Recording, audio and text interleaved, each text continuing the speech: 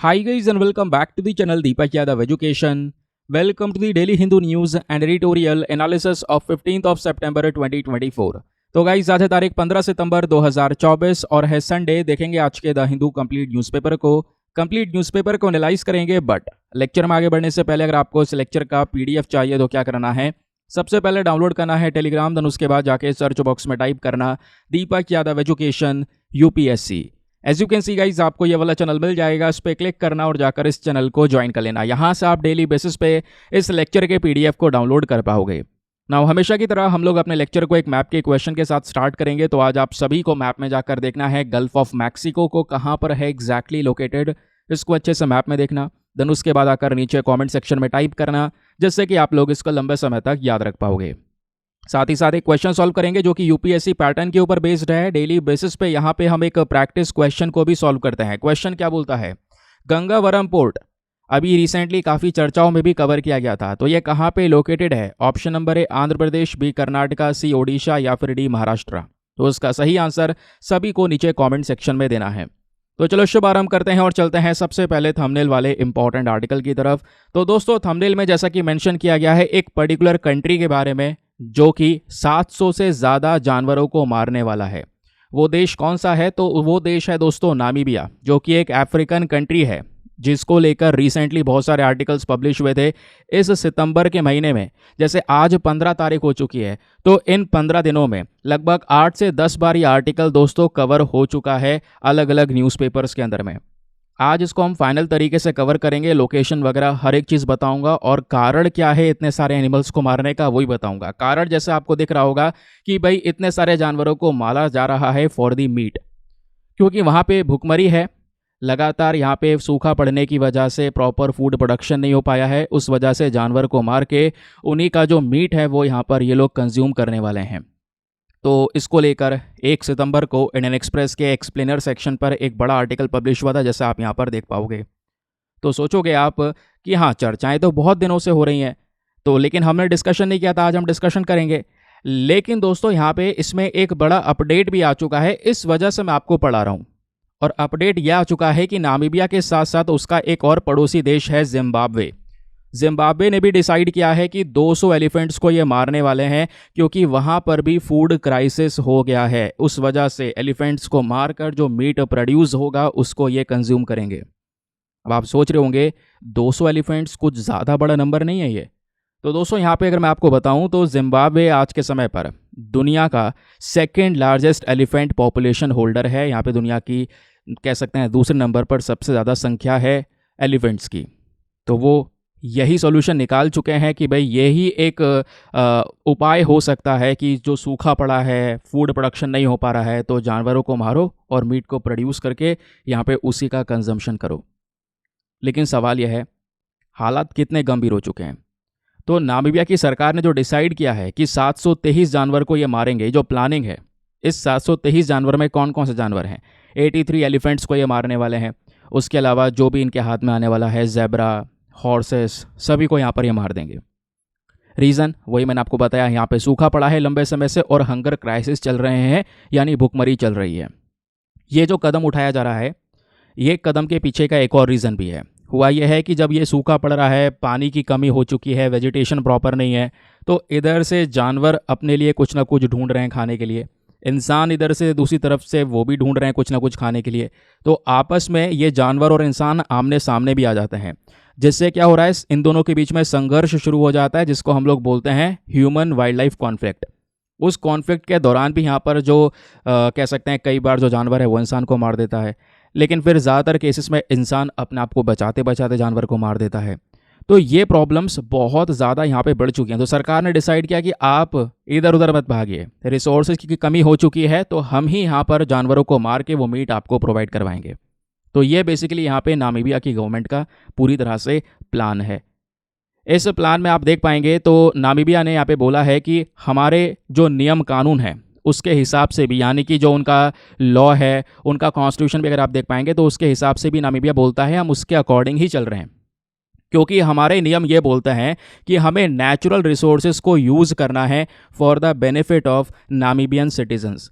Namibia जो लोग रह रहे हैं उनके लिए नेचुरल रिसोर्सेज का यूज़ करना है, तो ये सभी नेचुरल रिसोर्सेज को वो ट्रीट करते हुए यहाँ पे क्या करेंगे, इनको मार देंगे। और उसके अलावा नामीबिया आज के समय पर यह भी काम कर रहा है ह्यूमन वाइल्ड लाइफ इंटरेक्शंस को कम किया जाए। तो कम करने के लिए जो सोल्यूशन है उनका, ये देखो कितना खतरनाक सोल्यूशन है। इन्होंने यहाँ पर ये बोला है कि सूखा पड़ रहा है, इस वजह से हमें ये करना पड़ रहा है, हमें ये जानवरों को मारना पड़ रहा है। अब दोस्तों यहाँ पे वैसे इसके कई सारे और भी सोल्यूशन हो सकते थे, जैसे भाई इतनी सारी इंटरनेशनल बॉडीज़ हैं, यूनाइटेड नेशन की इतनी सारी बॉडीज़ हैं, तो क्या वो इतना सपोर्ट नहीं कर सकते, फूड नहीं प्रोवाइड करवा सकते वहाँ पे जहाँ पे लोगों को बहुत ज़्यादा रिक्वायरमेंट है। वैसे तो यहाँ पे बहुत चर्चाएं होती हैं ऐसी इंटरनेशनल बॉडीज़ की, लेकिन ज़्यादातर केसेस में जितनी भी ये बॉडीज़ हैं अब केवल आपके एग्ज़ाम के लिए रह गई हैं कि भाई एग्ज़ाम में पढ़ के जाना है और कुछ आएगा तो यहाँ पर जवाब देना है। अदरवाइज़ उनका कोई ज़्यादा बड़ा रोल रह नहीं गया है, ऐसा ही कुछ हम कह सकते हैं ऐसी कंडीशन को देखकर या ऐसी न्यूज़ को पढ़कर। अब दोस्तों नामीबिया की जब बात होती है तो एक बार हम इसको मैप में देख लेते हैं। ये एक अफ्रीकन कंट्री है, ये है अफ्रीका का मैप। 54 से ज़्यादा कंट्रीज़ या 54 के आसपास आपको ये देश नज़र आएंगे इस पूरे अफ्रीकन कॉन्टिनेंट में। नामीबिया ये रहा दोस्तों ग्रीन पोर्शन में। नामीबिया के आसपास कई सारे देश हैं जो कि इसके साथ में बाउंड्रीज़ को शेयर करते हैं, जैसे नॉर्थ में है इसके अंगोला, फिर जाम्बिया, देन उसके बाद बोत्सवाना, नीचे है साउथ अफ्रीका। लेकिन पता है ये देख पाओगे नामीबिया पतला सा यहाँ पर ये भी हिस्सा इसका आगे तक जा रहा है जिम्बाब्वे तक। तो अभी जो हम बात कर रहे हैं ना, नामीबिया तो इतने सारे एनिमल्स को मार ही रहा है। जिम्बाब्वे ये वो वाला देश है दोस्तों जिसमें एक अपडेट हुआ है कि भाई ये भी 200 हाथियों को मारेगा। ठीक है, ये आपने लोकेशन देख लिया। नामीबिया को जूम करके देखेंगे तो उस तरीके से आपको नज़र आएगा। इसके आसपास के पड़ोसी देश ये हो गए। नामीबिया जो देश है वो यहाँ से फैला हुआ है अटलांटिक ओशन से सीधा, ये पतली सी पट्टी भी नामीबिया की है। और इसके इधर जो ये देश है ना, जिस पे मैंने यहाँ पे रेड कलर का पोर्शन बनाया है, यही है जिम्बाब्वे। जूम करके अगर मैं आपको दिखाऊं तो ये नामीबिया का छोटा वाला पोर्शन, ये हो गया आपका जिम्बाब्वे। ठीक है, इतनी बात दोस्तों क्लियर हो गई। लोकेशन मैं आपको बता चुका हूँ, आसपास कौन कौन सी कंट्रीज़ हैं वो ध्यान रखिएगा, एग्जाम में क्वेश्चन आपसे बन सकता है। दूसरी बात, नामीबिया के बारे में जब डिस्कशन करते हैं तो बात थी ये 1884 की। 1884 में जर्मन एम्पायर ने एक बहुत बड़ा कॉलोनियल रूल इस्टेब्लिश किया। जर्मन एम्पायर के अंडर में नामीबिया था। उस समय पर इन्होंने नाम भी नामीबिया को जर्मन साउथ वेस्ट अफ्रीकन नाम दे दिया। नामीबिया दोस्तों अपने कुछ इंपॉर्टेंट डेजर्ट्स के लिए भी जाना जाता है, जैसे नामिब डेजर्ट हो गया, कालाहारी डेजर्ट वेरी इंपॉर्टेंट, कई सारे एग्जामिनेशन में कालाहारी डेजर्ट को लेकर क्वेश्चन बन चुका है। फिर उसके अलावा यहाँ पर है सिकुलेंट कारू है, नमा कारू है। तो इस तरीके के डेजर्ट्स नामीबिया में लोकेटेड हैं। फिर कुछ इंपॉर्टेंट नदी भी हैं, जाम्बेजी, इसको लेकर अगेन यूपीएससी में क्वेश्चन बन चुका है। जाम्बेजी के अलावा ओकावांगो है एंड क्यूनिन है। ये कुछ इंपॉर्टेंट नदियां हैं जो नामीबिया के अंदर में प्रेजेंट है। जैसे मैं हर बार बताता हूँ, फिर से बता देता हूँ, जो अफ्रीकन कॉन्टिनेंट है ना, यहाँ पे कोई भी देश, कोई भी रिवर, कोई भी माउंटेन अगर चर्चाओं में आता है, प्लीज़ उसको अच्छे से पढ़ के जाया करो, क्योंकि अफ्रीकन कॉन्टिनेंट से हर साल प्लेसेस न्यूज़ का एक ना एक क्वेश्चन आपको मिलता ही है। तो वहाँ पे आपके कुछ मार्क्स सिक्योर हो जाएंगे। ठीक है, चलिए आगे बढ़ते हैं। लेकिन आगे बढ़ने से पहले एक इंपॉर्टेंट इन्फॉर्मेशन, अगर आप लोग हमारे पेड ग्रुप्स को ज्वाइन करना चाहते हैं तो आपके पास में बढ़िया मौका है इसको ज्वाइन करने के लिए। यहाँ पर आपको डेली बेसिस पे करंट नोट्स के PDF वगैरह प्रोवाइड करवाए जाते हैं। फॉर एग्जाम्पल, जैसे आप लोग यहाँ पर देख पाएंगे, ये सभी डेटा जो आपको दिया गया है, ये सब आपको एक सिंपल से PDF में कंपाइल करके दिया जाता है, जहाँ पे कोई डिस्ट्रैक्शन नहीं रहता, जिसका प्रिंट आउट वगैरह आप आराम से निकलवा सकते हैं। वो PDF हिंदी इंग्लिश दोनों भाषाओं में होता है। दूसरी बात, ये जो ग्रुप आपको मिलता है दोस्तों, इसमें आपका सभी करंट अफेयर्स का कंटेंट सिक्योर हो जाता है। इधर उधर भाग कर इकट्ठा करने की, नोट्स बनाने की घंटों घंटों तक ज़रूरत आपको पड़ेगी नहीं। कोई भी चीज़ आपने पढ़नी है, फटाफट ग्रुप में जाओ, फटाफट रिवाइज कर लिया। ऐसे बहुत सारे बेनिफिट्स आपको ग्रुप में मिल जाते हैं। और ग्रुप को ज्वाइन करने का जो फ़ी पेमेंट है वो बहुत मिनिमम है, just 499 for the life time access. जब तक आपका सिलेक्शन ना हो जाए तब तक आप 499 में इस ग्रुप को ज्वाइन करके रख सकते हैं, बेनिफिट्स लगातार उठा सकते हैं।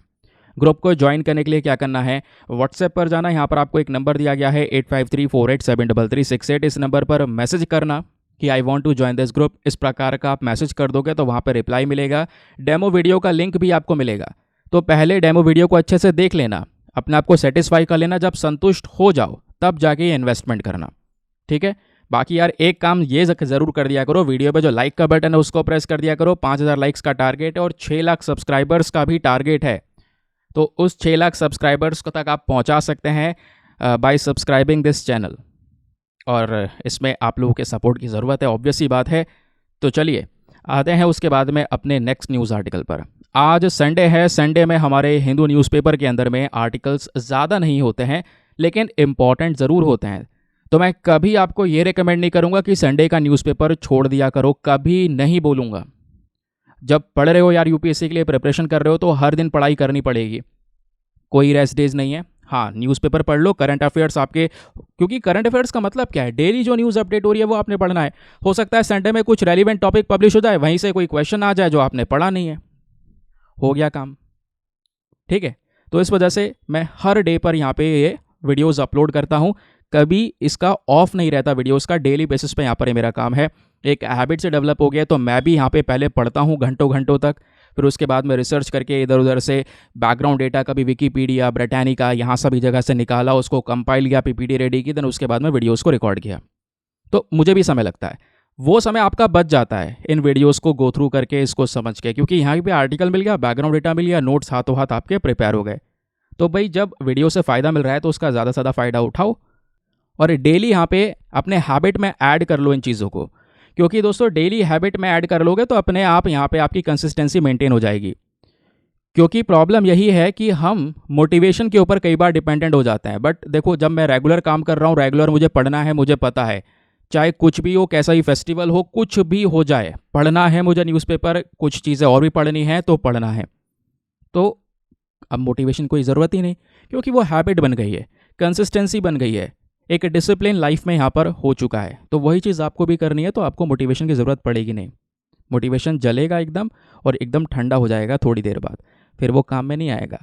और एक बार कंसिस्टेंसी मेंटेन हो गई, आपकी हैबिट मेंटेन हो गई, तो फिर भाई आपको पता है कुछ हो ना हो मुझे ये काम करना है। आपका दिमाग खुद बोलेगा यार, आज अगर आपने पढ़ा नहीं है ना तो बड़ा खाली खाली सा लग रहा है। एनीवे, चलिए आते हैं आगे। नेक्स्ट जो आर्टिकल है, जीएस पेपर नंबर 3 एनवायरमेंट से लिंक कर पाएंगे, और पेज नंबर 9 पर यह आर्टिकल प्रेजेंट है। तो दोस्तों यहाँ पे एक ज्योग्राफिकल कॉन्सेप्ट भी समझेंगे, लेकिन उससे पहले आर्टिकल में बात क्या हो रही है वो जानिए। जो हमारा सेंट्रल पोल्यूशन कंट्रोल बोर्ड है, जिसको हम सीपीसीबी शॉर्ट फॉर्म में बोलते हैं, इस बॉडी का वैसे मेन काम क्या है, जितना भी प्रदूषण होता है ना उसको काउंटर करने का काम करना, उससे लड़ने का काम करना, उसको लेकर नई नई गाइडलाइंस वगैरह भी ये शेयर करते हैं। तो सीपीसीबी ने ये बोला कि देखिए, अष्टमुड़ी लेक एक झील है, कहाँ पर, केरला के कोल्लम वाले रीजन में। तो उस झील के अंदर में 4 जगह ऐसी हैं जो कि बहुत ही ज़्यादा प्रदूषित हो चुकी हैं, और इतना ज़्यादा प्लास्टिक वेस्ट है कि वो वहाँ पे नहाने लायक नहीं है। नहीं तो आज से कुछ समय पहले वो पूरी झील नहाने लायक हुआ करती थी। तो बाथिंग के पर्पज़ से काफ़ी सारे एरिया गंदे हो चुके हैं। तो अभी ऐसी 4 लोकेशन है, और आज हमने इसको नहीं संभाला तो आगे बढ़ते बढ़ते ये पूरी की पूरी झील गंदी हो जाएगी। और ये झील एक बहुत ज़्यादा इम्पॉर्टेंट रोल प्ले करती है भारत के इतिहास में भी, और रामसर साइट के बेसिस पे भी। तो वही यहाँ पर क्वेश्चन सीपीसीबी ने उठाया है, और सीपीसीबी ने इन्फॉर्म किया है किसको, एनजीटी को, that is national green tribunal को। ये भी यहाँ पे एनवायरमेंट प्रोटेक्शन की काम करता है एनजीटी। और एनजीटी से बोला है कि देखिए, वाटर क्वालिटी का लेवल अष्टमुड़ी लेक के अंदर में लगातार कम होता चले जा रहा है, वाटर क्वालिटी बेकार हो रही है। अब अष्टमुड़ी लेक, जैसे मैंने बोला, केरला के कोल्लम डिस्ट्रिक्ट में है। वेरी वेरी इंपॉर्टेंट क्वेश्चन आपसे बन सकता है इसका लोकेशन। तो केरला के कोल्लम डिस्ट्रिक्ट में ये प्रेजेंटली लोकेटेड है। लेकिन यहाँ पे सीपीसीबी ने एनजीटी से ये बोला कि भाई देखिए, ये जो झील है ना, ये प्रॉपर नियम के हिसाब से नहीं चल रही है। हमारे पास में कई सारे लॉज हैं, एनवायरमेंट प्रोटेक्शन एक्ट है, कुछ नियम हैं, उसके आधार पे चल ही नहीं रहा है काम। और लगातार यहाँ पे पोल्यूशन बढ़ता चले जा रहा है। ये पोल्यूशन इंडस्ट्री से आ रहा है, और भी बहुत सारा यहाँ पे कह सकते हैं प्लास्टिक वेस्ट वगैरह आपको नज़र आएगा, और यही प्लास्टिक वेस्ट माइक्रो प्लास्टिक बन जाएगा। वही माइक्रो प्लास्टिक इंसानों के बॉडी तक पहुँचेगा, तो उसकी जान को भी काफ़ी बड़ा खतरा रहेगा। इस प्लास्टिक वेस्ट में सबसे ज़्यादा यहाँ पे प्रॉब्लम्स हैं माइक्रो प्लास्टिक वाले इशू की, अभी आगे बताऊँगा। तो ये दोस्तों हमारे न्यूज़ आर्टिकल में चर्चा हो रही है। लेकिन पता है एग्जाम में क्वेश्चन कहाँ से बन सकता है? एग्जाम में आपसे अष्टमुड़ी लेक के बारे में डायरेक्टली सवाल बन सकता है, पूछा जा सकता है। पता है ये लेक के बारे में मैं इतना क्यों जोर दे रहा हूँ? क्योंकि ये ध्यान रखिए, ये एक प्रकार का रामसर वेटलैंड भी है। हमारे देश में बहुत सारी जो रामसर साइट्स हैं, अच्छा कितनी रामसर साइट है, नंबर बताओ, अपडेटेड नंबर, कितने रामसर साइट हैं?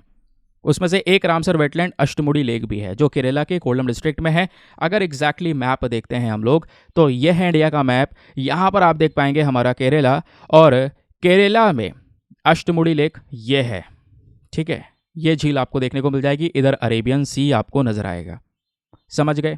चलिए, अब दोस्तों यहाँ पर ये जो झील आपको दिख रही है, एक बहुत ही ज़्यादा सुंदर झील यहाँ पे मानी जाती है। इसमें कई सारे चैनल्स हैं, है ना। इसके झील के 8 चैनल्स हैं, 8 आर्म्स यहाँ पे बताए जाते हैं, 8 हाथ हैं यहाँ पर इस पूरे झील के, जिस तरीके से गुजर रही है। इस वजह से इसका नाम अष्टमुड़ी रखा गया है। और ध्यान रखिए, पूरे केरला वाले स्टेट में ये दूसरी सबसे बड़ी झील है ना, जो कि यहाँ पे हमारे अरेबियन सी में आके खाली होती है एक नींदकरा एस्टुअरी के माध्यम से। अब दोस्तों यहीं पे क्वेश्चन बन जाता है कि सर ये नींदकरा एस्टुअरी क्या है। पहले ये समझ लो एस्टुअरी क्या होती है। एस्टुअरी हमारा एक ज्योग्राफिकल कॉन्सेप्ट है दोस्तों, ठीक है। अब एस्टुअरी बेसिकली यहाँ पर क्या होता है, जैसे मैं आपको एक सिंपल शब्दों में बात करूँ तो नदी का मुंह आगे, ठीक है। ये मान लो एक नदी आ रही है, फ्रेश वाटर रिवर है, पीछे से नदी बहती हुई आ रही है और आगे समुद्र है। ये हमारा सी है और ये हमारी रिवर है। तो नदी जब बहती हुई आई तो बीच में इसका एक मुंह आता है बहुत बड़ा सा, इसी को हम एस्टुअरी बोलते हैं। और इस एस्टुअरी के माध्यम से क्या होता है कि ये पानी सीधा समुद्र में चले जाता है, ओशन में चले जाता है, ठीक है। तो ये सिंपल सा कॉन्सेप्ट है एस्टुअरी का। तो यहाँ पे भी आप देख पाएंगे जो अष्टमुड़ी लेक है, ये जब आगे आती है, पूरी झील बनी हुई है, यहाँ पर एक एस्टुअरी है जिसको बोलते हैं नींदकारा एस्टुअरी, और उस एस्टुअरी के माध्यम से ये झील का पानी अरेबियन सी में उतर जाता है, ठीक है। क्लियर हो गया? चलिए अब आगे आते हैं। अब दोस्तों यहाँ पे कुछ और चीज़ें बताई जा रही हैं कि भाई ये जो झील है, क्योंकि झील है तो नदी से पानी आ रहा होगा, सिंपल सी बात है पीछे। तो मेजर सोर्स क्या है इसमें पानी का, तो वो है कल्लड़ रिवर। वहाँ से सबसे ज़्यादा पानी आता है और झील में इकट्ठा होता है। और स्टार्टिंग मैंने बोला कि इस झील का ऐतिहासिक इंपॉर्टेंस भी है। तो हिस्ट्री में दोस्तों अगर हम देखते हैं, जो मोरक्कन एक्सप्लोरर है इब्न बतूता, तो इन्होंने यहाँ पर एक सिटी है क्विलिन सिटी करके, इस शहर को हाईलाइट किया है। ये शहर दोस्तों अष्टमुड़ी लेक के किनारे ही है, उसके बैंक्स पर है। एक मेजर ट्रेडिंग सेंटर हुआ करता था एंशिएंट पीरियड में, यहाँ पे सबसे ज़्यादा व्यापार हुआ करता था इस पर्टिकुलर रीजन से। तो हिस्टोरिकल रिकॉर्ड्स में भी यहाँ पर इस लेक की चर्चाएँ हुई हैं। और इस लेक की सबसे खास बात यह है कि बहुत सारे अलग अलग प्रकार की इसमें प्लांट्स की स्पीशीज़ देखने को मिलती हैं, जो एक्वेटिक प्लांट्स हैं। और वो ऐसी स्पीशीज़ हैं जो केवल केरला में इसी पर्टिकुलर झील में पाई जाती हैं और कहीं नहीं पाई जाती, जिसमें यहाँ पर एक नाम है सिसगियम ट्रेवेंकोरिकम, फिर उसके अलावा कैलेमस रोटैंग, ऐसी कुछ स्पीशीज़ यहाँ पर इस झील में पाई जाती हैं, ठीक है। क्लियर हो गया? चलिए आगे आते हैं। अगला न्यूज़ आर्टिकल भी बहुत ज़्यादा रेलिवेंट होने वाला है, एग्जाम में बहुत सारे क्वेश्चन पूछे जा सकते हैं। इसको बहुत अच्छे से सुनना यार, क्योंकि आज मैं मेंस का क्वेश्चन इसी आर्टिकल के बेसिस पे दूंगा। प्रीलिम्स में यूपीएससी सवाल पूछ चुका है, मेंस में यूपीएससी सवाल पूछ चुका है। तो आज के अखबार में पेज नंबर 11 पर यह आर्टिकल प्रेजेंट है, जीएस पेपर नंबर 3 इकोनॉमी के साथ में हम इसको लिंक करेंगे। क्या बात हो रही है यहाँ पे, हमारे जो एग्रीकल्चर मिनिस्टर हैं, कौन है? शिवराज सिंह चौहान जी। तो उन्होंने यहाँ पर मेंशन किया है कि हम क्या करेंगे, इफेक्टिव ऑयल इंपोर्ट ड्यूटी लगाने वाले हैं। देखो होता यह है कि आज हम ना जो एडिबल ऑयल का इस्तेमाल कर रहे हैं, यहाँ पे ऑयल की जब बात कर रहे हैं तो क्रूड ऑयल की बात नहीं कर रहे हैं दोस्तों, आपको दिख भी रहा है फोटो, हम एडिबल ऑयल की बात कर रहे हैं, जो खाने वाला तेल है, सब्जियों वगैरह में हम यूज़ करते हैं। तो आज ना बहुत सारा भारत है वो बहुत सारा एडिबल ऑयल को प्रोड्यूस करता है, लेकिन उसके बावजूद भी हमें ज़रूरत पड़ जाती है दूसरे देशों से इंपोर्ट करने की। और कुछ केसेस ऐसे हैं जहां पर बहुत ज़्यादा सस्ता इंपोर्ट कर दिया जाता है तेल को, जिस वजह से हमारे खुद का जो मार्केट है या खुद के देश में जो ऑयल प्रोड्यूस हो रहा है, लोग उसको नहीं खरीदते, जो बाहर से आ रहा है सस्ता वाला उसको ज़्यादा प्रेफर करते हैं। तो दोस्तों वही बोला जा रहा है कि हम क्या करने वाले हैं, कुछ ऑयल इंपोर्ट ड्यूटी लगाएंगे 27.5% की, यानी कि जो बाहर से तेल आ रहा है, विदेशों से जो हम परचेज कर रहे हैं तेल, उस पर इंपोर्ट ड्यूटी लग जाएगी, जो बहुत ज़्यादा सस्ता हो जाता है। यहाँ पे इंपोर्ट ड्यूटी लगने के बाद में क्या होगा, वो महंगा हो जाएगा, बराबर के रेट पहुँच जाएंगे। तो इससे यहाँ पे क्या होने वाला है कि जो हमारे देश का जो ऑयल कह सकते हैं कि प्रोड्यूस हुआ है वो ज़्यादा बिकेगा, हमारे फार्मर्स को ज़्यादा बेनिफिट्स मिलेंगे। तो वही बात इन्होंने मेंशन की है, जो हमारे एग्रीकल्चर मिनिस्टर हैं, इन्होंने कल मेंशन किया कि हम एक अच्छा डिसीजन ले रहे हैं और इस डिसीजन का स्वागत करते हैं कि एडिबल ऑयल के ऊपर में हम 0 से लेकर 20% के ऊपर में ये कस्टम ड्यूटी लगाएंगे, इंपोर्ट ड्यूटी लगाएंगे, ये बात इन्होंने बोली। और जो ये इंपोर्ट ड्यूटी है, इसके साथ साथ जो बासमती वाला चावल होता है उसके ऊपर भी एक्सपोर्ट ड्यूटी लगाने वाले हैं, ये भी यहाँ पर इन्होंने बोला है। मतलब उस पर जो एक्सपोर्ट ड्यूटी लगती है वो हटा देंगे। एक तरफ आप देख पाएंगे ऑयल जो बाहर से आ रहा है उस पर इंपोर्ट ड्यूटी लगा रहे हैं, और जो बासमती चावल हम बाहर भेजते हैं दुनिया भर में, अपना जो एक्सपोर्ट करते हैं, उस पर एक्सपोर्ट ड्यूटी हटा दी जाएगी, क्योंकि एक्सपोर्ट ड्यूटी की वजह से एक्सपोर्ट महंगा हो जाता है। तो हर कोई व्यक्ति एक्सपोर्ट नहीं कर पाता। तो ये ड्यूटी हट जाएगी तो हमारे देश से बासमती चावल ज़्यादा एक्सपोर्ट हो सकेगा, तो इससे भी हमारे फार्मर्स को ज़्यादा फ़ायदा होगा। तो बेसिकली यहाँ पे फार्मर्स वेलफेयर के लिए, फार्मर्स की इनकम को बढ़ाने के लिए इन दो कॉन्सेप्ट्स के ऊपर में फोकस रखा गया है।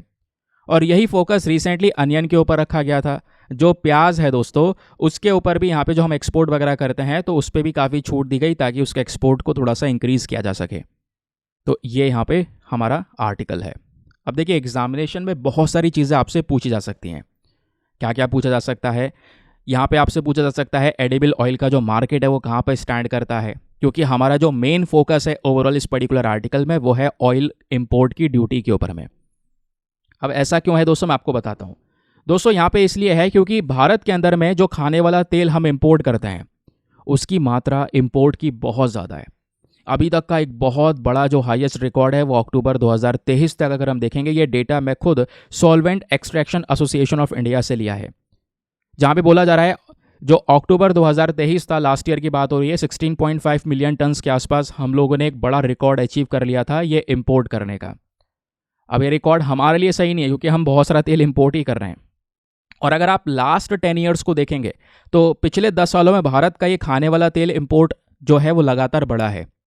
जैसे 2013-14 के अंदर में ये 11.6 मिलियन टन्स के आसपास हम लोगों ने ऑयल को इंपोर्ट किया था, और वही 2022-23 में दोस्तों 11 मिलियन टन से बढ़कर सीधा 16 मिलियन टन हो गया, 16.5 मिलियन टन हो गया। ठीक है, तो आप देख पा रहे हैं कि लगातार, और पिछले 3 सालों में तो सबसे ज़्यादा यहाँ पर इंपोर्ट हमने किया है ये ऑयल को। अब क्वेश्चन ये है, क्या भारत में ऑयल नहीं पाया जाता कि जो हम इंपोर्ट कर रहे हैं? देखो, भारत में भी बहुत सारा ऑयल प्रोड्यूस करते हैं हम, लेकिन हमारी पॉपुलेशन इतनी बड़ी है कि कम पड़ जाता है, उसके बाद हमें एक्सपोर्ट भी करना पड़ता है। अच्छा, तो जो हम लोग यहाँ पर अभी के समय पर कह सकते हैं कि प्रोड्यूस करते हैं वो कौन कौन से तेल हैं? देखिए, अब ये तेल बनता कैसे? ऑयल सीड से बनता है ना भाई। जैसे यहाँ पे आपका ग्राउंडनट हो गया, मूंगफली का तेल आप देख पाते होंगे वो मूंगफली से बनता है। मूंगफली को मशीन में क्रश करके बनाया जाता है, एक तरफ तेल मिल जाता है, दूसरी तरफ बिना ऑयल का फाइबर मिल जाता है, जो ये मूंगफली का जो छिलका जो है निकलता है अलग से।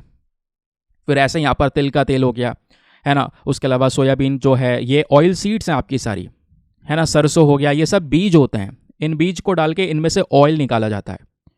तो कई सारी ऑयल सीड्स है जो भारत में इस्तेमाल की जाती हैं। ध्यान रखिए वो कौन कौन सी हैं? Groundnut, mustard, rape seed, sesamum, safflower, linseed, niger seed को लेकर यूपीएससी सवाल पूछ चुका है, कैस्टर सीड्स।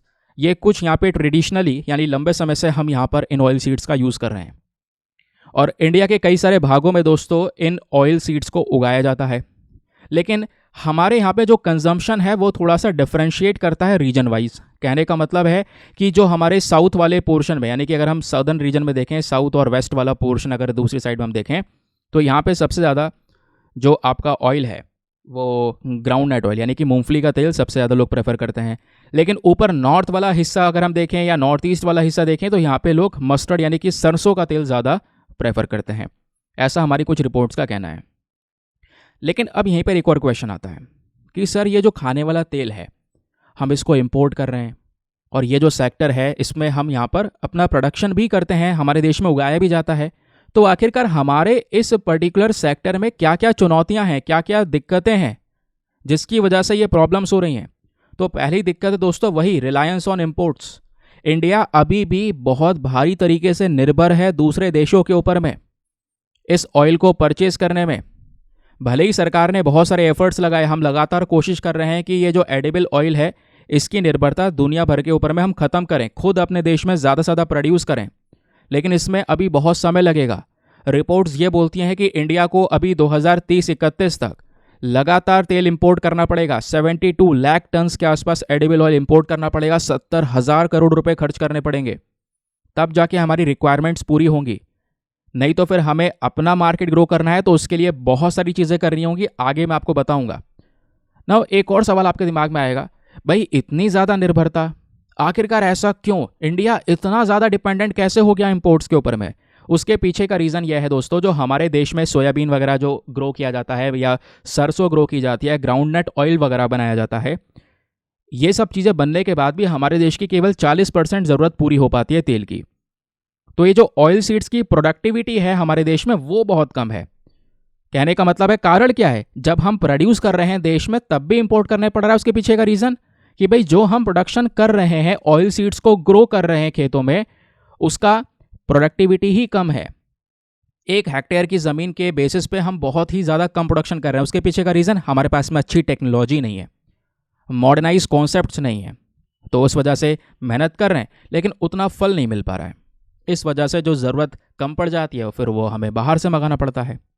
फिर एक और रीज़न ये भी है कि फार्मर्स जो हमारे किसान हैं वो थोड़ा सा हिचकिचाते भी हैं इन ऑयल सीड्स को ग्रो करने में। कहोगे ऐसा क्यों?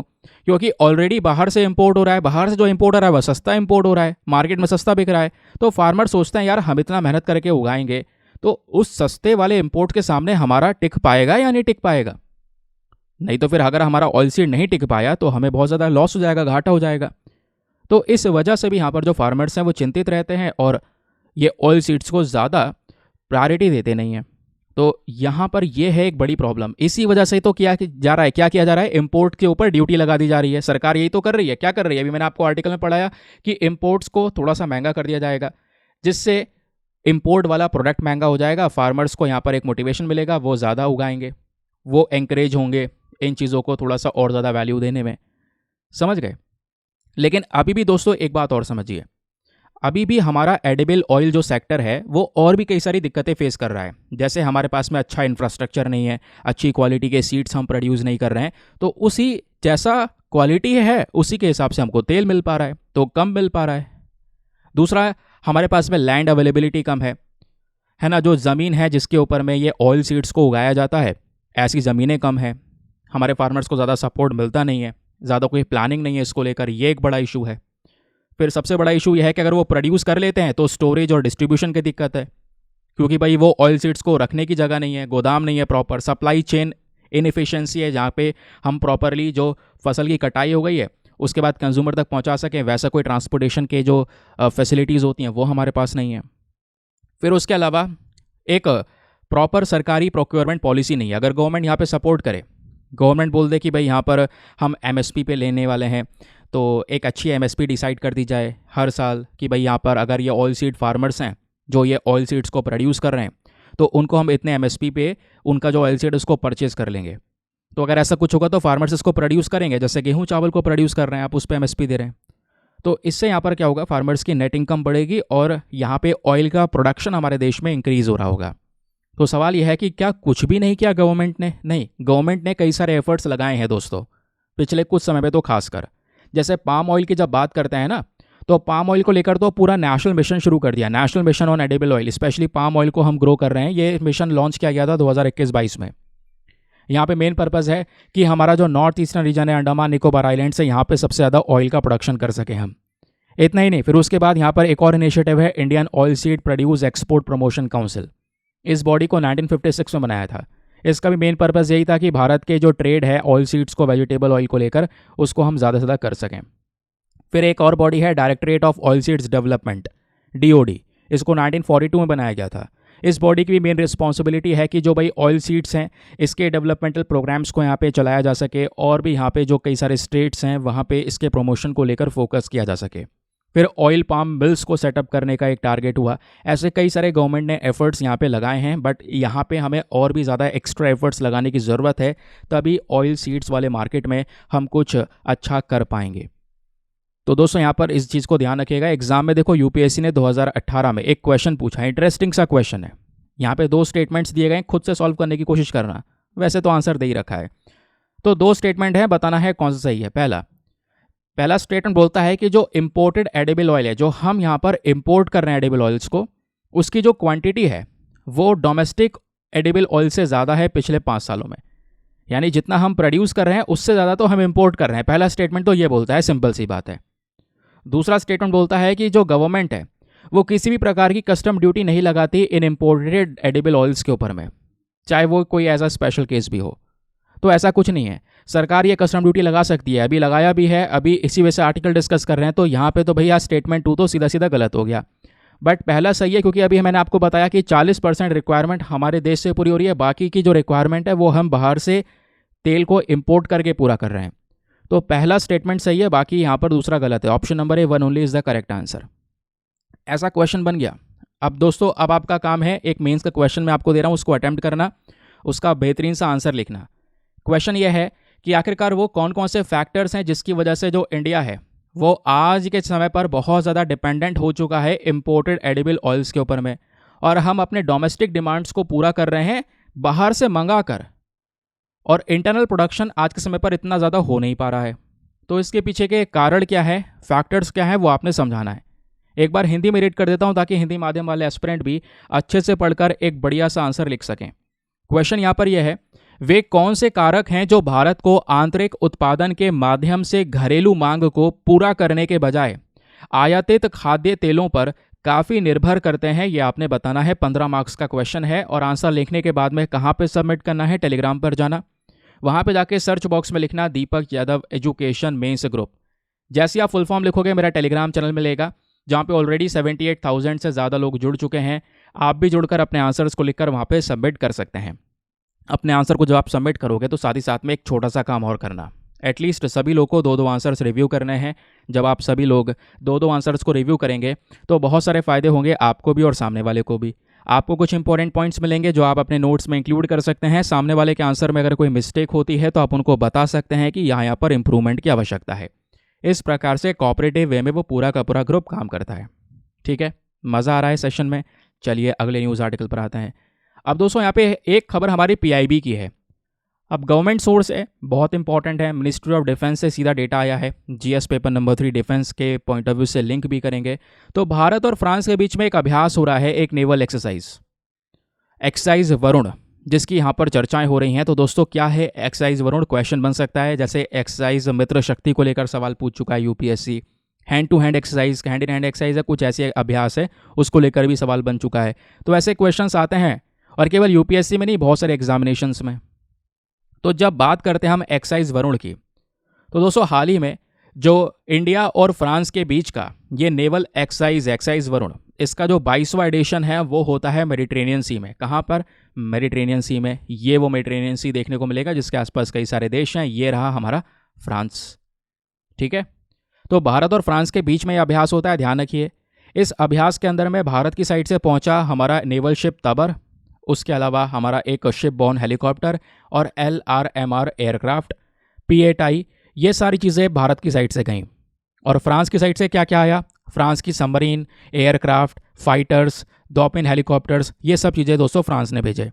जहाँ पे दोनों देशों के जो कह सकते हैं आर्म्ड फोर्सेस हैं, जो इनकी नेवी है, इनके बीच में एक अभ्यास हुआ, जहाँ पे इन दोनों की नेवी ने एक दूसरे के साथ में रिलेशंस को और ज़्यादा मजबूत किया इस अभ्यास को कंडक्ट करके। तो ध्यान रखिए, जो एक्सरसाइज वरुण है, या तो ये मेडिटेरेनियन सी में होता है, जो अब की बार मेडिटेरेनियन सी में हुआ, या ये इंडियन ओशन में आपको देखने को मिलेगा। इससे दोनों देशों के जो डिफेंस रिलेशंस है वो और ज़्यादा मजबूत होते हुए नजर आते हैं। दूसरी तरफ अगर आप देख पाएंगे दोस्तों, तो भारत और फ्रांस के बीच में कुछ और अभ्यास भी होते हैं, उसको भी ध्यान रखिएगा। ये तो हमने नेवी एक्सरसाइज की बात की है, एक्सरसाइज वरुण दोनों देशों की नेवी के बीच में जो होती है। दूसरी तरफ दोनों देशों के आर्मी के बीच में भी एक अभ्यास होता है, उसको नाम दिया गया है एक्सरसाइज शक्ति। फिर एक और दोस्तों है कि इंडिया और फ्रांस के जो एयरफोर्स है, इनके बीच में भी एक अभ्यास होता है, उसको नाम दिया गया है डेजर्ट नाइट 21 या फिर गरुण एक्सरसाइज। ये कुछ अभ्यास आपको देखने को मिलेंगे। बाकी जो जॉइंट एक्सरसाइज भारत अलग अलग देशों के साथ में करता है, उसकी एक पर्टिकुलर लिस्ट मैंने आपको प्रोवाइड करवा दी, आप इसको एक बार गो थ्रू कर सकते हैं। जैसे जब बात करते हैं जॉइंट एक्सरसाइज की, तो ऑस्ट्रेलिया के साथ में जो भारत का अभ्यास होता है उसका नाम है ऑस्ट्रा हिंदबा। बांग्लादेश के साथ में जो होती है उसका नाम है संप्रीति। चाइना के साथ में hand in hand, very very important, इसको लेकर यूपीएससी सवाल पूछा था, हैंड इन हैंड की जो मैं बात कर रहा था। फ्रांस के साथ में जो अभ्यास होता है उसको बोलते हैं शक्ति। इंडोनेशिया के साथ में यहाँ पर गरुण शक्ति। कजाकिस्तान के साथ में अलग अलग, ये जो नाम है वो यहाँ पर दिए गए हैं, आप एक बार गो थ्रू कर सकते हैं, पूरी बड़ी सी लिस्ट है। नेपाल के साथ में सूर्यग्रहण, ध्यान रखना, ये भी काफ़ी ज़्यादा चर्चाओं में रहती है, तो जो चर्चाओं में वो मैं आपको बता रहा हूँ। नोमैडिक एलिफेंट को लेकर भी यूपीएससी सवाल पूछ चुका है, ये मंगोलिया से होता है। तो क्वेश्चन यहाँ से बने हैं बहुत सारे। अभी ना एक और अभ्यास चर्चा में है, वो कौन सा चर्चा में है? यूएसए के साथ भी दोस्तों भारत का अभ्यास हुआ है, वो है युद्ध अभ्यास। ये भी चर्चाओं में है, आज ही इसी वीडियो में डिस्कस करने वाले हैं, अभी आगे आपको बताऊंगा। ठीक है, चलिए फिलहाल के लिए एक और न्यूज़ आर्टिकल पर आते हैं। हमारे द हिंदू का ही एक रेलिवेंट टॉपिक है, जिसको हम जीएस पेपर नंबर 3 एनवायरमेंट के साथ में लिंक करने वाले हैं। और क्वेश्चन यहाँ पर यह है कि भारत का पहला जो टील कार्बन है दोस्तों, ये यहाँ पे देखने को मिलेगा हमारे एक वेटलैंड के अंदर में, जिसकी वजह से चर्चाओं में है। आपने कार्बन तो बहुत सुना होगा, brown carbon, blue carbon, black carbon, ये सब पोल्यूशन के बारे में जाना होगा। एक होता है टील कार्बन। अब ये टील कार्बन क्या होता है, आइए मैं आपको बहुत ही ज़्यादा सरल शब्दों में समझाने की कोशिश करता हूँ। हुआ क्या, खबर क्या है, ये जानिए। इंडिया की पहली स्टडी होती है टील कार्बन के ऊपर में, और ये स्टडी कहाँ पे हुई? राजस्थान के अंदर में एक डिस्ट्रिक्ट है भरतपुर डिस्ट्रिक्ट, वहाँ पे एक नेशनल पार्क जिसका नाम है केलादेव नेशनल पार्क। इसी नेशनल पार्क में टील कार्बन के ऊपर में दोस्तों एक पूरा स्टडी किया गया, और रिसर्चर्स ने ये पाया कि जो ये टील कार्बन है ये काफ़ी ज़्यादा बेनिफिशियल हो सकता है पॉल्यूशन को काउंटर करने के लिए। क्योंकि टील कार्बन क्या करता है, कार्बन को अपने आप में सोख लेता है, सीक्वेस्ट्रेशन कर लेता है कार्बन का, उसको एब्जॉर्ब कर लेता है, उसको पकड़ के रखता है। तो बेसिकली यहाँ पर ये टील कार्बन एक अच्छी चीज़ है। रिसर्चर्स ने यह भी पाया कि जो मीथेन का एमिशन है, पोल्यूशन वगैरह है, ये तेज़ी से यहाँ पर इंक्रीज होता हुआ नज़र आएगा। यहीं पर हमारे लिए इस टील कार्बन का जो इम्पोर्टेंस है, जो महत्व है, वो काफ़ी ज़्यादा बढ़ जाता है। वो यहाँ पर ये एक्सप्लेन करते हैं। क्या है टील कार्बन? टील कार्बन वो कार्बन होता है जो हमारे फ्रेश वाटर, साफ पानी है, वेटलैंड है, उसके अंदर में अगर वो कार्बन स्टोर हुआ है उसको बोलते हैं टील कार्बन, है ना। अब भाई यहाँ पर मान लो ये वाटर है, इसके अंदर में यहाँ पर ये प्लांट्स हैं, ये कार्बन को अपने अंदर स्टोर करके रख रहे हैं, कार्बन को एब्जॉर्ब करके रख रहे हैं, है ना। नदी के अंदर में, वेटलैंड में प्लांट्स अपने आप में कार्बन जो स्टोर करके रखे हैं उसको बोलते हैं हम लोग टील कार्बन। क्लियर? अब दोस्तों टील कार्बन के भी यहाँ पे कुछ टाइप्स होते हैं। तो जैसे टील कार्बन के नहीं, कार्बन के प्रकार होते हैं। एक होता है ब्लैक कार्बन, ब्राउन कार्बन। जैसे मैं आपको बता देता हूँ, जो हमारा ब्लैक कार्बन होता है ये क्या होता है? ये तो भाई यहाँ पे आप कोयला जला दो, कोयले जलाने से जो पोल्यूशन होगा, उसमें से जो कार्बन एमिशन होगा वो आपका ब्लैक कार्बन है। फॉसिल फ्यूल को जलाने से जो कार्बन मिलता है वो ब्लैक कार्बन है आपका। इसी प्रकार से होता है एक ब्राउन कार्बन। ब्राउन कार्बन कैसे मिलता है? जब आप बायोमास जला रहे हो, एग्रीकल्चर वेस्ट हो गया या कुछ और वेस्ट हो गया, है ना, एनिमल का वेस्ट हो गया, तो जो रेसिड्यूज़ होते हैं आप उसको जलाएंगे, वो पूरा नहीं जलेगा, है ना। जो इनकम्प्लीट कंबशन होता है उसके बाद जो बचेगा दोस्तों, वो आपका यहाँ पे ब्राउन कार्बन होगा। और ये और ख़तरनाक होता है, क्योंकि जहाँ पे भी ब्राउन कार्बन पड़ा होगा वो क्या करता है, सीधा सूर्य की गर्मी को सोखता है। और अगर हमारे एनवायरनमेंट में ब्राउन कार्बन फैल जाए तो सूर्य की गर्मी को अपने अंदर पकड़ के रखेगा, जिससे हमारा वातावरण को गर्म करेगा, जिससे ग्लोबल वार्मिंग जैसी प्रॉब्लम्स होती हैं। तो ये दोनों आप देख पाएंगे, ब्लैक कार्बन और ब्राउन कार्बन क्या है। फिर आता है एक ब्लू कार्बन। ब्लू कार्बन अच्छी चीज़ है। ये कार्बन आपका एटमॉस्फेयर और ओशंस के अंदर में स्टोर होता है। मतलब जो हमारा एटमॉस्फेयर है, समुद्र है, उस पर यहाँ पर स्टोर देखने को मिलेगा। एक होता है ग्रीन कार्बन। ये क्या होता है? देखिए, ये जो ग्रीन कार्बन होता है ये हमारे जो प्लांट्स होते हैं, पौधे जो होते हैं, वो अपने अंदर में पकड़ के रखते हैं। ये जो प्रोसेस होता है फोटोसिंथेसिस का, आपने देखा होगा, उसी के माध्यम से जो कार्बन है वो हमारे प्लांट्स के अंदर में स्टोर रहता है, उसको बोलते हैं ग्रीन कार्बन। फिर एक होता है ग्रे कार्बन। तो ग्रे कार्बन कहाँ से है? इंडस्ट्रियल प्रोसेस से गुजरता है। जो भी इंडस्ट्रीज़ के अंदर में पोल्यूशन हो रहा है, कोयला जलाया रहा है, गैस जला रहे हैं, बायोगैस जला रहे हैं, तेल जला रहे हैं, तो उससे क्या हो रहा है, जो कार्बन निकल रहा है वो आपका ग्रे कार्बन है। फिर ऐसे ही दोस्तों एक होता है रेड कार्बन। ये क्या होता है? जो हमारे बायोलॉजिकल पार्टिकल्स हैं जो बर्फ़ पे पाए जाते हैं, उससे जो रिलीज़ होता है वो रेड कार्बन है।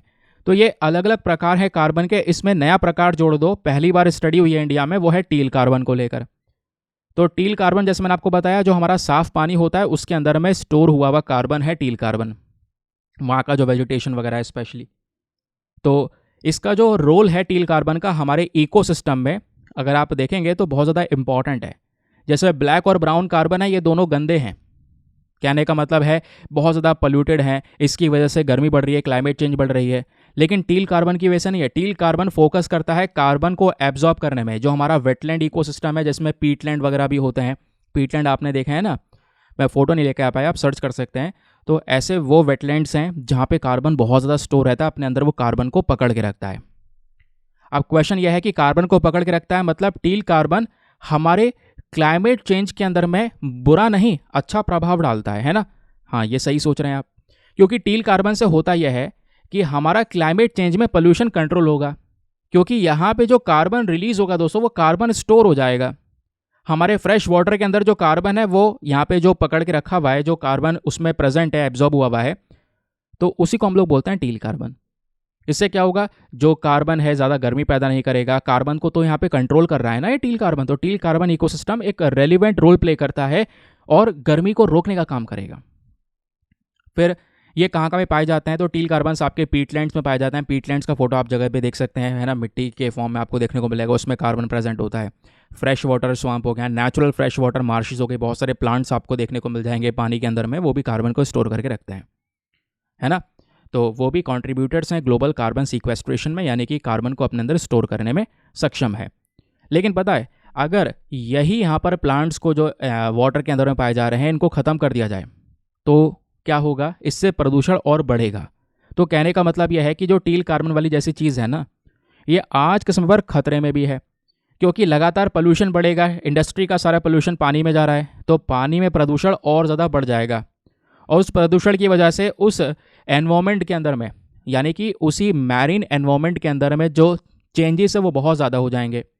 तो उस फ्रेश वाटर के अंदर जो चीज़ें कार्बन को एब्जॉर्ब करके रख रही हैं, उनकी जो सक्षमता है, उनकी जो एबिलिटी है कार्बन को स्टोर करने की, वो यहाँ पर कम से कम हो जाएगी। तो कार्बन स्टोर नहीं हो पाएगा, वो सब एटमॉस्फेयर में रिलीज होगा, दिक्कतें और बढ़ जाएंगी। तो ये यहाँ पर दोस्तों हमारा एक थ्रेट भी है टील कार्बन से रिलेटेड, ये ध्यान में रखना है। अब ये जो पहली स्टडी हुई है टील कार्बन को लेकर, ये कहाँ पे हुई है, राजस्थान के केलादियो नेशनल पार्क में। तो यहाँ पे आपको दोस्तों केलादियो नेशनल पार्क के बारे में कुछ बेसिक फैक्ट्स पता होने चाहिए, specially for your prelims exam. जैसे ये एक वेटलैंड है और बर्ड सेंचुरी भी है, यूनेस्को वर्ल्ड हेरिटेज साइट में इसको कवर किया गया है। कहाँ पर है लोकेशन बता ही चुका हूँ, राजस्थान के अंदर में भरतपुर डिस्ट्रिक्ट में। फिर ऐसे ही दोस्तों यहाँ पे एक बात और ध्यान रखिएगा, ये जो केलादियो नेशनल पार्क है और उड़ीसा के अंदर जो चिलिका लेक है, ये दोनों वो चीज़ हैं जिसको पहला रामसर साइट भारत का बनाया गया था 1981 में। ये दोनों पहले रामसर साइट्स हैं। और आज के समय पर जो केलादियो नेशनल पार्क है और मणिपुर की जो लोकटक लेक है, ये दोनों मॉन्ट्रियक्स रिकॉर्ड के अंदर भी रखी गई हैं। यानी ये एक इंटरनेशनल इनिशिएटिव है जहाँ पर ऐसे वेटलैंड्स को प्रोटेक्शन देने की बात की जाती है। तो ऐसा वेटलैंड जिसमें कई सारे मतलब ऐसी झील आपको देखने को मिल जाएगी जहाँ पे बहुत सारी बर्ड्स की स्पीशीज़ पाई जाती हैं, कई सारी थ्रेटेंड स्पीशीज़ जो बहुत खतरे में है, जैसे कि साइबेरियन क्रेन जैसी स्पीशी, वो भी यहाँ पे पाई जाती हैं। बहुत सारे प्रकार के एनिमल्स इस वेटलैंड पे नजर आएंगे, जैसे जैकाल, सांबर, नीलगाय, वाइल्ड कैट, ये सब चीज़ें यहाँ पे प्रेजेंट हैं। अलग अलग प्लांट्स की स्पीशीज़ प्रेजेंट है। 2 नदियाँ यहाँ पे इस नेशनल पार्क से गुजरती हैं, केलादियो नेशनल पार्क से। तो वो 2 नदियाँ कौन कौन सी हैं, पहली है गंभीर और दूसरी है बाणगंगा। ये 2 इंपॉर्टेंट नदियाँ इसी नेशनल पार्क से गुजरती हैं। प्लीज़ इस बात को भी ध्यान में रखिएगा, एग्जाम के लिए रेलिवेंट है ये। अब क्वेश्चन ये है, वेटलैंड्स होते क्या हैं। वेटलैंड्स बेसिकली यहाँ पे आपकी झील हो गई, नदी हो गई, है ना, पॉन्ड्स हो गए, सब आपके वेटलैंड्स हैं, जो भी एरिया जो पानी से घिरा हुआ है। कई सारे प्रकार के इनिशिएटिव दुनिया भर ने चलाए हैं ऐसे वेटलैंड्स को प्रोटेक्शन देने के लिए, क्योंकि लगातार ये ख़त्म हो रहे हैं। तो उसमें मॉन्ट्रियक्स रिकॉर्ड और वर्ल्ड वेटलैंड डे भी यहाँ पर एज अ प्रोटेक्शन के तौर पर यूज़ किया जाता है। ठीक है, चलिए आते हैं नेक्स्ट आर्टिकल पर। अब जैसे मैंने स्टार्टिंग में जब अभी ये जो हमने टील कार्बन वाला आर्टिकल डिस्कस किया है, इससे पहले मैंने आपको भारत और यूएसए के बीच में जॉइंट मिलिट्री अभ्यास है, युद्ध अभ्यास, उसके बारे में थोड़ा आइडिया दिया था। तो दोस्तों ये आप देख पाएंगे युद्ध अभ्यास को लेकर ही डिस्कशन हो रहा है। तो हाल ही में अमेरिका और साथ ही साथ में इंडिया, इन दोनों के बीच में एक जॉइंट मिलिट्री अभ्यास हुआ है जिसको नाम दिया गया युद्ध अभ्यास। इसकी शुरुआत हुई है राजस्थान के अंदर में ही, एक महाजन फील्ड फायरिंग रेंज है वहाँ पे। तो एक्साइज युद्ध अभ्यास दोस्तों अगर आप देख पाएंगे हर साल हो रहा है 2004 के बाद से। कभी भारत में होता है, कभी यहाँ पे यूएसए में होता है। इस अभ्यास का मेन फोकस है इंडिया और यूएसए के जो रिलेशंस हैं, स्पेशली मिलिट्री रिलेशंस हैं, उसको और ज़्यादा मजबूत करना। लेकिन युद्ध अभ्यास के साथ साथ भारत और अमेरिका के बीच में कुछ और मेजर एक्सरसाइजेज भी होती हैं, उस पर थोड़ा ध्यान दीजिएगा। दोनों देशों के आर्मी के बीच में जो अभ्यास होता है उसको बोलते हैं एक्स वज्र प्रहार। दोनों देशों की नेवी के बीच में जो अभ्यास होता है उसको बोलते हैं सैल्वेक्स। दोनों देशों के एयरफोर्स के बीच में जो अभ्यास होता है उसको बोलते हैं कोप इंडिया। साथ ही साथ में जब भारत और अमेरिका के साथ जापान और ऑस्ट्रेलिया भी जुड़ जाए, इन चारों देशों की नेवी इकट्ठा होकर जब अभ्यास करती है तो उसको बोलते हैं मालाबार एक्सरसाइज। यानी ये चारों देश क्वाड के हिस्सा है, पता है ना, क्वाड के नेवी के बीच में जो अभ्यास होता है वो आपकी मालाबार एक्सरसाइज है। क्लियर ना। यहाँ पे आता है एक और बहुत ही ज़्यादा इंपॉर्टेंट न्यूज़ आर्टिकल, आज के ही हमारे द हिंदू न्यूज़पेपर में है, जो फ्रीक्वेंट आस्क्ड क्वेश्चन पेज है, स्पेशली वहाँ पर आपको ये देखने को मिलेगा। तो अभी रिसेंटली मिशन मौसम शुरू किया गया है दोस्तों। तो मिशन मौसम क्या है, कैसे काम करेगा, इसका ऑब्जेक्टिव क्या है, ज़रा ये जानते हैं।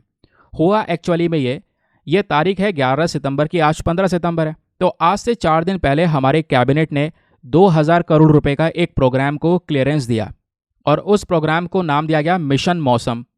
इस पर्टिकुलर मिशन में हमारा मेन पर्पस यह है कि जो हमारे पास में टेक्नोलॉजी है अपने मौसम का पता लगाने का, उस टेक्नोलॉजी को मेजर तरीके से इम्प्रूव करना। ठीक है, इसमें हमारा इंडियन मेट्रोलॉजिकल डिपार्टमेंट यानी भारत का मौसम विभाग वो भी शामिल होगा। National centre for medium range weather, ये भी वेदर की फोरकास्टिंग करता है, ये भी शामिल होगा। Indian institute of tropical metrology, ये भी शामिल होगा। ये सब बॉडीज़ मिलकर क्या करेंगी, भारत में हम वेदर जो है, जो हमारा मौसम है, उसका अच्छे से अनुमान लगा सकें, फोरकास्टिंग कर सकें कि भाई अब बारिश होने वाली है, अब गर्मी भयंकर पड़ने वाली है। तो उसके लिए ये पर्टिकुलर प्रोग्राम को शुरू किया गया है। नाम दिया गया है यहाँ पर मिशन मौसम, मिशन मौसम। तो मिशन मौसम क्या है, आइए कुछ लिखना हो तो क्या क्या लिख सकते हैं मैं आपको बता देता हूँ। इसी आर्टिकल से नोट्स बना के मैंने आपके सामने दे दिए हैं कि भाई कैबिनेट ने रिसेंटली 2000 करोड़ रुपए का ये पर्टिकुलर प्रोग्राम को अप्रूवल दिया, जहाँ पे हम क्या करेंगे, जो एक्सट्रीम वेदर इवेंट्स होते हैं, जो भी यहाँ पे हमारे मौसम में चेंजेस हो रहे हैं, उसको भारत आराम से पहले ही प्रेडिक्ट कर पाएगा, पता लगा पाएगा उसके बारे में और उसके रिगार्डिंग एक्शन ले पाएगा। तो इस मिशन मौसम का मेन फोकस क्या होगा, हम वेदर का अच्छी तरीके से एक्यूरेसी के साथ में पता लगाएं। कुछ रडार वगैरह, सैटेलाइट्स वगैरह का यूज़ किया जाएगा, है ना। अब इससे यहाँ पे क्या होगा, हम अच्छी तरीके से जो हमारे ज़्यादा गर्मी पड़ेगी, एक्सट्रीम वेदर इवेंट्स होगा, उसको बेटर तरीके से मैनेज कर पाएंगे। क्लाइमेट चेंज जैसी चीज़ों को लेकर ज़्यादा अवेयरनेस फैला पाएंगे, है ना। नाउ अब इस मिशन में कुछ कंपोनेंट्स का हम इस्तेमाल करने वाले हैं, जैसे हम जगह जगह पर नेक्स्ट जनरेशन के रडार लगाएंगे, सैटेलाइट सिस्टम लगाएंगे एडवांस सेंसर्स के साथ में, जहाँ पे हम अपने वेदर का अच्छे से पता लगा पाएंगे। तो जगह जगह इस तरीके से रडार वगैरह होंगे दोस्तों, है ना। उसके अलावा अर्थ सिस्टम मॉडल्स को और ज़्यादा एनहांस करेंगे। GIS जो based automatic decision support system है वो लगाएंगे, जिससे रियल टाइम बेसिस पे क्या होगा, हम अपने मौसम को अच्छे से मेजर कर सकेंगे, उसको माप सकेंगे, रियल टाइम में यहाँ पे उसको लेकर सारी जानकारी सामने दे सकेंगे। ना क्वेश्चन यहाँ पर यह है कि इस मिशन मौसम को इम्प्लीमेंट कौन कर रहा है, सवाल डायरेक्टली बन सकता है। तो दोस्तों इस मिशन को लागू किया जाएगा कई सारे बॉडीज़ के साथ में मिलने के बाद में। जैसे इसमें कौन कौन सी बॉडीज शामिल होंगी, पहला होगा हमारा इंडियन मेट्रोलॉजिकल डिपार्टमेंट, वही भारत का मौसम विभाग। दूसरा Indian institute of tropical meteorology और तीसरा national centre for medium range weather forecasting. ये 3 इंपॉर्टेंट संस्था या 3 इंपॉर्टेंट इंस्टीट्यूशंस हैं। और एक बात और ध्यान रखिएगा, ये तीनों के तीनों इंस्टीट्यूशंस कौन से मंत्रालय के अंडर में आते हैं, मिनिस्ट्री ऑफ अर्थ साइंसेज के अंडर में आते हैं, ठीक है, MOES। तो ये तीनों ही मंत्रालय क्या करने वाले हैं, मिलकर इस मिशन मौसम को इम्प्लीमेंट करने का काम करेंगे। तो वो चीज़ यहाँ पे दोस्तों एक्सप्लेन की गई है। अब आगे देखिए, इस मिशन को सपोर्ट और भी कई सारी बॉडीज़ के साइड से मिलेगा। जैसे मैंने बोला ना कि भाई ये 3 तो अहम बॉडी हैं मिनिस्ट्री ऑफ अर्थ साइंस की, जो कि यहाँ पर इस मिशन को लागू करेंगी। लेकिन उसके अलावा इसमें Indian centre for ocean information service, national centre for polar and ocean research और national institute of ocean technology, ये बॉडीज भी मिलकर दोस्तों अपना योगदान देने वाली है, ताकि भारत का जो वेदर सिस्टम है उसको और ज़्यादा अच्छी तरीके से या मजबूत तरीके से प्रेडिक्ट किया जा सके। इसके बहुत सारे बेनिफिट्स होंगे। अब बेनिफिट्स कैसे होंगे, जैसे हमारे पास में अगर वेदर को लेकर एक सटीक डेटा होगा तो इससे हम आराम से अपने एग्रीकल्चर सेक्टर के लिए बहुत सारी इन्फॉर्मेशन जारी कर सकते हैं, है ना। अर्ली वार्निंग दे सकते हैं कि भाई इस बार बारिश बहुत ज़्यादा होगी तो खेती संभाल के करना, कुछ एक्शंस लेकर चलना। तो ये हो सकता है। कोई डिज़ास्टर आने वाला है तो डिज़ास्टर मैनेजमेंट को लेकर जानकारी दी जा सकती है, डिफेंस के मामले में जानकारी दी जा सकती है ना। उसके अलावा सेफर एविएशन, हमारे एयरप्लेन्स वगैरह कई सारी जगह पर चलते हैं, उनको यहाँ पर जानकारी दी जा सकती है, आज मौसम सही नहीं है, आज प्रॉब्लम हो सकती है, प्लीज़ आज आप अवॉइड कीजिए या थोड़ा सा यहाँ पर डिले कर दो अपनी फ़्लाइट को। सस्टेनेबल टूरिज़्म को प्रमोट किया जा सकता है। कहीं पे लोग यहाँ पे घूमने के लिए जा रहे हैं, वहाँ पे साइक्लोन आने के चांसेस है या कोई और प्रॉब्लम्स होने के चांसेस है, तो हमें पहले से ही पता है, हम अच्छे से प्रेडिक्शन कर पा रहे हैं, क्योंकि हमारे पास में इतनी सारी टेक्नोलॉजी का हमने यूज़ करके वेदर का एक परफेक्ट डेटा निकाला है। तो इससे दोस्तों यहाँ पर क्या होगा, ये सभी सेक्टर्स के अंदर में भरपूर मात्रा में एक बड़े बेनिफिट्स हमको मिल पाएंगे। तो वो चीज़ इस पर्टिकुलर आर्टिकल के अंदर में एक्सप्लेन की गई है, इसको ध्यान रखिएगा। एग्जाम में डायरेक्टली क्वेश्चन यहाँ पे आपसे बन सकता है। चलिए आगे आते हैं नेक्स्ट आर्टिकल पर। अब अपने सेशन को करते हैं यहाँ पे दोस्तों एंड, है ना। और स्टार्टिंग में मैंने आपसे यूपीएससी का एक प्रैक्टिस क्वेश्चन पूछा था, बोला था गंगावरम पोर्ट को अच्छे से मैप में देखना और कहाँ पे लोकेटेड है ये बताना। तो इसका सही उत्तर है ऑप्शन नंबर ए, आंध्र प्रदेश। आंध्र प्रदेश के अंदर जो विशाखापट्टनम है, वहीं पर दोस्तों यहाँ पे गंगावरम पोर्ट को हम विशाखापट्टनम पोर्ट या वाइजैक पोर्ट के नाम से भी जानते हैं, तो आंध्र प्रदेश में है। डीप वाटर पोर्ट है जो साल 2009 से लगातार वर्क कर रहा है, यानी ऑपरेशनल है। फिर एक और चीज़, मैप का क्वेश्चन बता देता हूँ। स्टार्टिंग में मैंने आपसे बोला था मैप में जाके गल्फ ऑफ मैक्सिको को एक बार अच्छे से देख लेना। तो गल्फ ऑफ मैक्सिको क्या है, चलिए कहाँ पर है, मैं आपको एक बार लोकेशन दिखा देता हूँ। तो दोस्तों ये यहाँ पर यूएसए का मैप है। ऊपर आप देख पाएंगे यूएसए के स्टेट एंड टेक्सास वगैरह आपको दिख रहा होगा, है ना। ये टेक्सास है उसके अलावा और भी कई सारे आप चीज़ें देख पाएंगे। तो ऊपर यहाँ पर यह है अमेरिका, नीचे है मैक्सिको, और अमेरिका और मैक्सिको के बीच में एक बड़ी बाउंड्री लगती है, जैसे यहाँ पे आपको दिख भी रहा होगा क्लियरली, है ना। तो मैक्सिको के बगल में ही यहाँ पे ऐसा गल्फ बना हुआ है। गल्फ बेसिकली क्या होता है, ऐसा एक पोर्शन होता है इस तरीके से जिसमें पानी इकट्ठा हुआ है, इसको बोलते हैं हम लोग गल्फ। यही है आपका गल्फ ऑफ मैक्सिको, ठीक है। ये रहा हमारा मैक्सिको, और ये है यहाँ पर युकाटन पेनिनसुला। पेनिनसुला क्या होता है, एक ऐसा यहाँ पर ज़मीन का हिस्सा जो 3 जगह से पानी से घिरा हुआ हो। और गल्फ ऑफ मैक्सिको, गल्फ एक ऐसा यहाँ पर अंदर घुसा हुआ हिस्सा जिसमें पानी इकट्ठा हुआ हो, जैसे आप ये देख पाएंगे। तो ये सब यहाँ पे आपके जोग्राफिकल कॉन्सेप्ट हैं, ठीक है। ये गल्फ हो गया, ये आपका युकाटन पेनिनसुला हो गया। पास में कई सारे कंट्रीज़ आपको यहाँ पे नज़र आते हैं, है ना। युकाटन पेनिनसुला काफ़ी चर्चाओं में भी रहता है मायान सिविलाइजेशन की वजह से। तो अगर हम गल्फ ऑफ मैक्सिको के बारे में कुछ और बेसिक फैक्ट्स बात करते हैं तो ये कुछ यहाँ पे लिखा हुआ है। इसके आसपास मैक्सिकन का युकाटन पेनिनसुला भी है, कुछ और रीजन्स भी है, अमेरिका जस्ट ऊपर है, कैरिबियन आइलैंड्स है, क्यूबा है ना। ये आप देख पाएंगे बराबर में क्यूबा है। यहाँ पे कैरिबियन सी आपको दिख रहा होगा। तो कैरिबियन सी के जो जितने भी देश हैं, ये कैरिबियन सी है। कैरिबियन सी में कई सारे कंट्रीज़ प्रेजेंट है, वो सब यहाँ पे इस गल्फ ऑफ मैक्सिको के जस्ट पास में ही है। यहीं बीचों बीच से यहाँ ट्रॉपिक ऑफ कैंसर भी गुजरता है, इसको भी थोड़ा सा दोस्तों ध्यान रखिएगा। अब और क्या क्या बताया गया है कि देखिए, गल्फ ऑफ मैक्सिको जो है ये आपका कैरिबियन मतलब कनेक्ट करता है कैरिबियन सी को युकाटन चैनल से, है ना। यहीं पर आप देख पाएंगे ये जो पर्टिकुलर चीज़ है ये गल्फ ऑफ मैक्सिको है, यहीं से आप सीधा कैरिबियन सी तक ज्वाइंट हो पाएंगे। और भी कई सारी चीज़ें हैं, जैसे ये जो पर्टिकुलर रीजन है इसमें कई सारे प्रकार के जो फिश हैं वो पाई जाती हैं।